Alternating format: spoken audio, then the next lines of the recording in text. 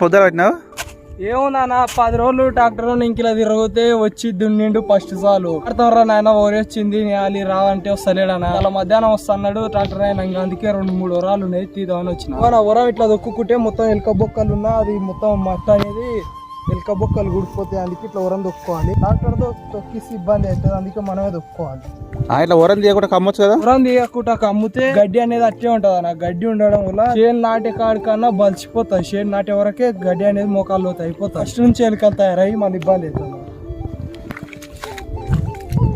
తుకం పెరిగిందంటే చూడడానికి చిన్న ఉంది. ఇది తుకం చూడడానికి చిన్నగానే ఉంది అన్న. పెద్దగా అయినా నాడితే మొత్తం అడ్డం పడుతుంది. నాకు నాడితేనే సదిరి వస్తుంది. పెద్దగా అయినా ఇంకో ఆయన మొత్తం అది కొంచెం ముదిరినాక వరి నాటిరు అది అడ్డం పడ్డది చూడరా. నాకు మొత్తం ఇరిగిపోయినట్టు ఎర్రగా అయింది చూడు. ఎప్పుడైనా వరి చాలా ముదిర ముందుకే నాటినాం అనుకో అది పెద్దగా ముందుకే దబ్బుని ఎనుకుంటది. మన కుడక మంచిగా ఉంటది నాటని కుడక.